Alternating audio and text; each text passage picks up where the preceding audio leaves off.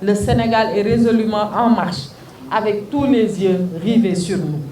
Malheureusement, force est de constater, depuis quelques années, la montée en puissance d'un populisme, j'allais dire nauséabond, dénué de projets de société.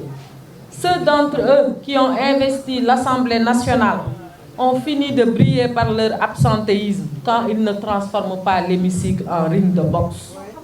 À ce jour, sur les questions cruciales de la santé, de l'éducation ou de la gestion de nos ressources, entre autres, il n'y a aucune réflexion de substance venant des opposants les plus radicaux.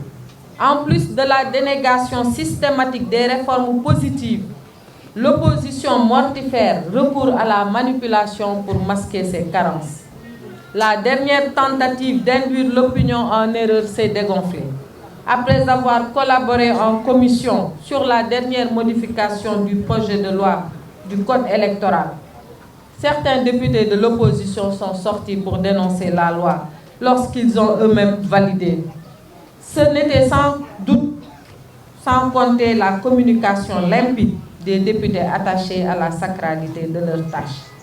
À peine élus, maires, Yewwi Askan Wi n'a pas perdu de temps à démontrer qu'ils n'aspiraient à diriger que leurs militants et sympathisants. En choisissant de diriger une association des maires de l'opposition, soutenue par un ancien maire de Dakar et un supposé commis de l'administration, ceux qui se proclament première force de l'opposition foulent aux pieds les principes fondamentaux de la gestion de la cité. Ils ne voient pas un peuple, mais des suiveurs. Pour eux, il n'y a pas un but commun pour tous les Sénégalais, mais un but pour leurs intérêts. Et leur foi se limite à la vision étriquée qu'ils ont du monde et du pays qu'ils sont supposés servir. Que faut-il attendre d'élus qui se hissent au pouvoir à force de manipulation, de négation de ce qui marche dans ce pays et de ce qui fonde l'unité de notre nation?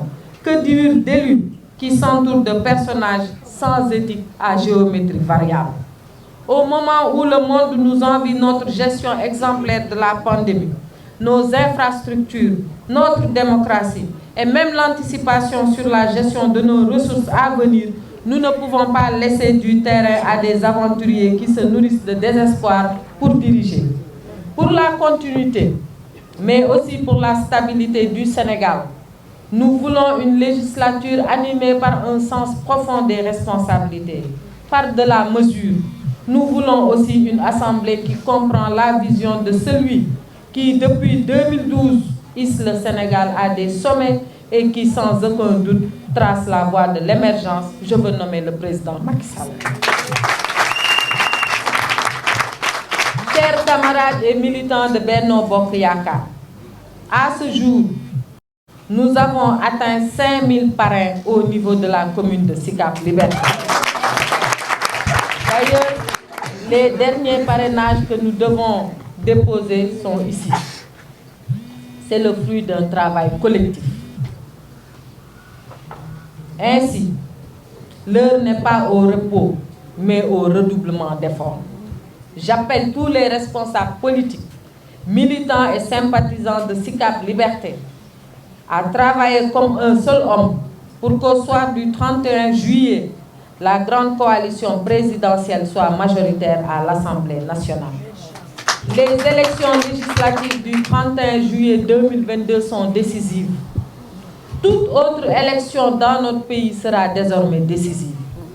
Cet état de fait est la résultante des évolutions démocratiques qui parcourent notre société. La coalition Benno Bokk Yakaar des Sicap Liberté usera de toutes les stratégies saines pour remporter ces élections législatives. Nous le devons à notre leader. Nous le devons au président de la République, nous le devons au peuple sénégalais. Nous savons que la victoire de l'opposition dans notre commune à l'occasion des élections territoriales du 23 janvier 2022 est un épiphénomène, vous l'avez dit. La première résultante, c'est la désunion.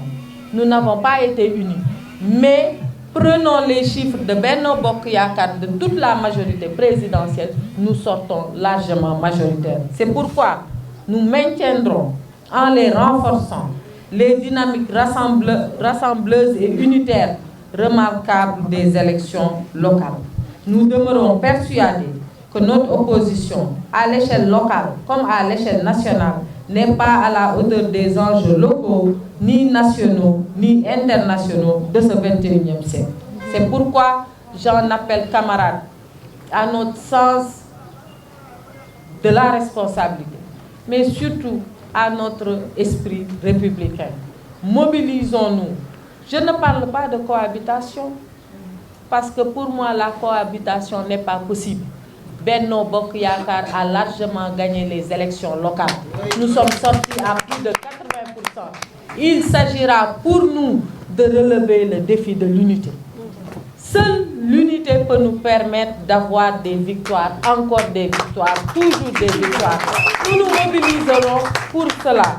Mais en attendant, nous présenterons, dès que la commission qui a été mise sur pied au niveau de la commune aura fini ses travaux, nos candidats à la candidature pour la législative concernant la commune de Sicap Liberté.